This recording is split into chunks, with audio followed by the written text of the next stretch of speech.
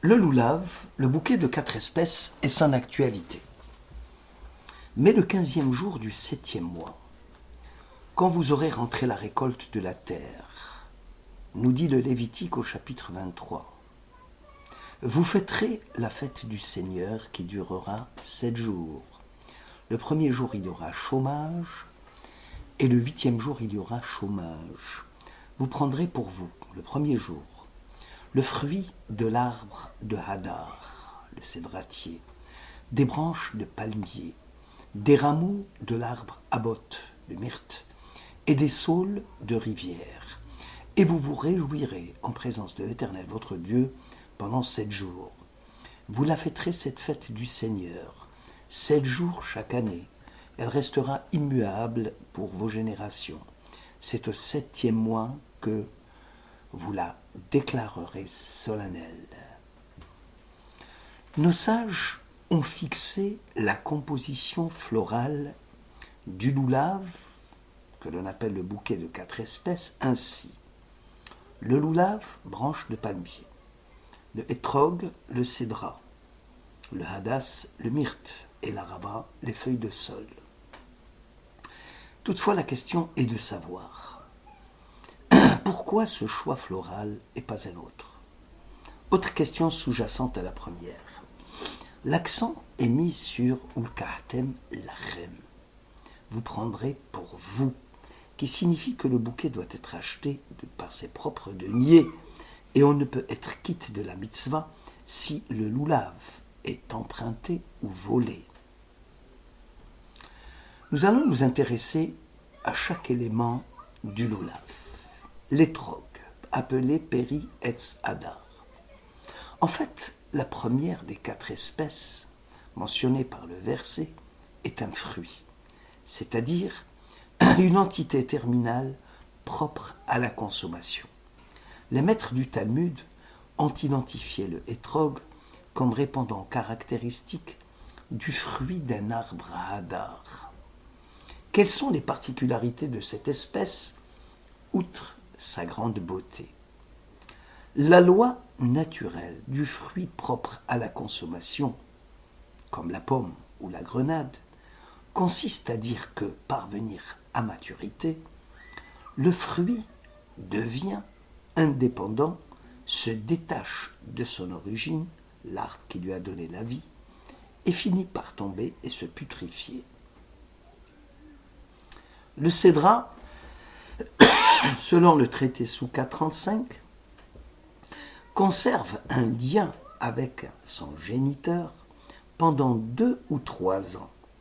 Le terme Hadar est interprété ainsi: Hadar be'ilano, Mishana leshana. Ça veut dire un fruit qui habiterait dans son arbre d'une année sur l'autre.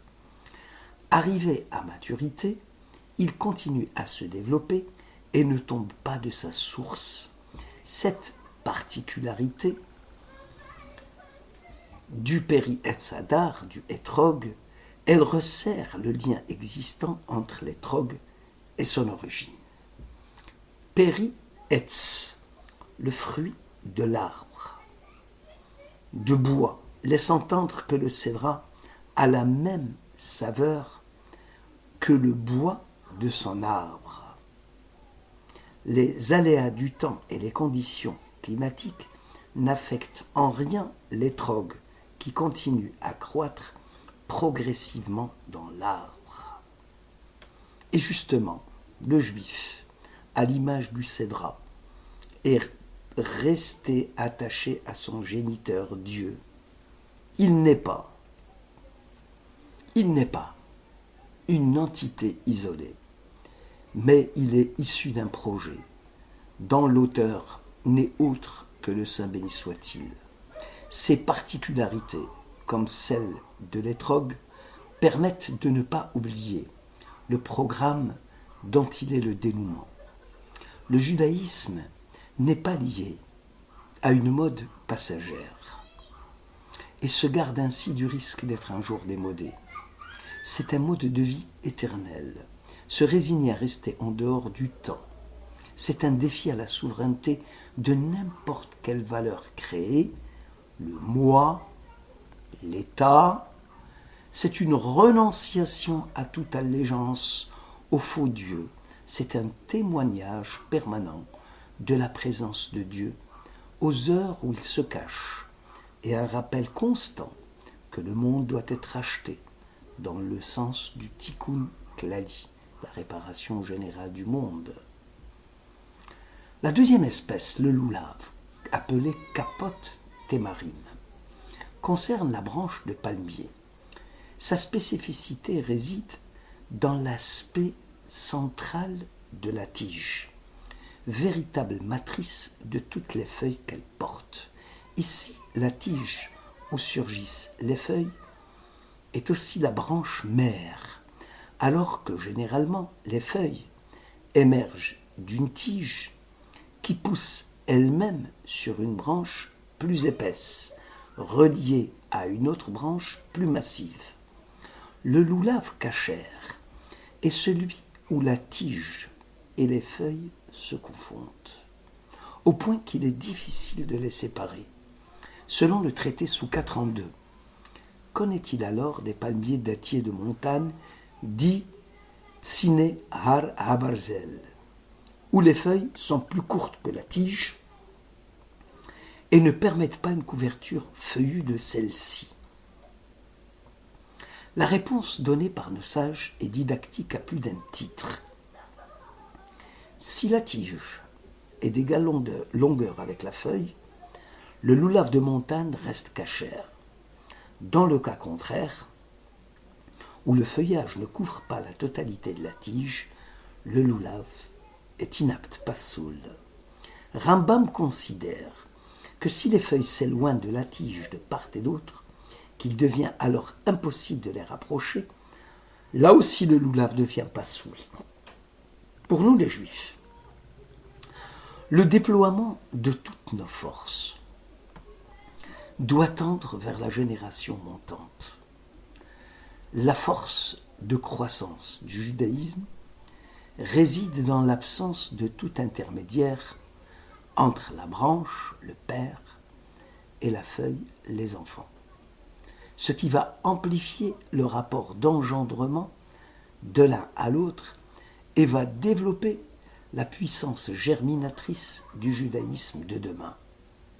Le judaïsme est une religion du temps.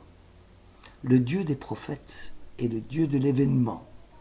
Et la révélation du Sinaï se vit tous les jours à travers nous-mêmes et nos enfants. Le judaïsme exige l'acceptation de normes fondamentales, mais aussi la fidélité à des événements décisifs, comme la sortie d'Égypte ou la révélation du Sinaï. Abraham, Isaac, Jacob ne sont pas des principes à comprendre, mais ils sont des existences à perpétuer. D'abord par nous-mêmes, ensuite par nos enfants. Abraham se tient toujours devant Dieu. Abraham, Omed, Lifnei, Hachem. Nous sommes Abraham. Nos enfants sont Isaac et Jacob. La joie n'est parfaite que s'il y a symbiose parfaite entre une génération et la suivante. N'est-ce pas Moïse qui a la question du Pharaon? Quels sont les partants qui doivent quitter l'Égypte? Le prophète lui répondit sans hésitation aucune. Nos enfants et nos vieillards nous accompagneront pour faire la fête en l'honneur de Dieu. Bin harenu ou biskenenu nelech. Les feuilles doivent rester à proximité de la tige, dans le loulav cachère. Un conflit, parents, enfants, enfants, parents, qui dégénère en un divorce consommé entre eux, est un drame humain douloureux. Troisième élément du bouquet de 4 espèces, le myrte, le hadas, appelé dans la Bible Anaf Etz Avot. Nos sages enseignent qu'une branche d'un arbre touffu, dont les feuilles recouvrent le bois, c'est le myrte. Pour produire cet effet, les feuilles doivent se présenter par groupe de 3, à même hauteur, tout le long de la branche. Ici, l'entité génératrice de la tige centrale est invisible et l'œil humain est invité à la découvrir. Maïmonide, concernant les lois du loulav, écrit que si les feuilles se présentent par groupe de 2 au lieu de 3, et la troisième feuille se trouverait au-dessus des 2 premières, on ne peut pas se rendre quitte de la mitzvah avec ce hadas, car il est appelé hadas choté, hadas fou. Le peuple juif, dès ses origines, a mis sur un pied d'égalité, à même hauteur, l'amour de Dieu, tu aimeras l'Éternel ton Dieu, ve'ahavta et Hashem Elokecha, et l'amour d'autrui, tu aimeras ton prochain comme toi-même, ve'ahavta l'ereacha kamocha. L'amour d'Israël, peuple et terre, tu béniras l'Éternel ton Dieu pour le beau pays qu'il t'a donné. Les 3 feuilles, amour de Dieu, amour d'Israël, amour de chacun d'entre nous, procédant d'une même branche, dans le cas où l'une des feuilles se détache de l'ensemble et continue sa pousse en dehors des 2 autres, le hadas est dit fou et n'est plus valable. Pour nous,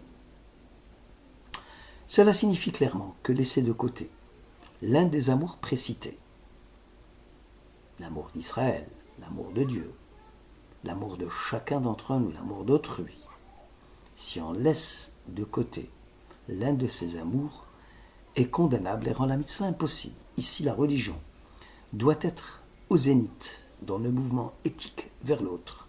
L'homme, la proximité de Dieu, est inséparable de la transformation éthique du rapport personnel avec autrui. Être juif, c'est aussi montrer l'attachement que l'on éprouve à l'égard du pays d'Israël. Ancien, patrie juive, proche de nous. C'est ce triptyque. Amour de Dieu, amour du prochain, amour d'Israël, peuple et pays, qui est fondateur de l'identité juive. 4e élément du loulav, la feuille de sol, Harve Nachal.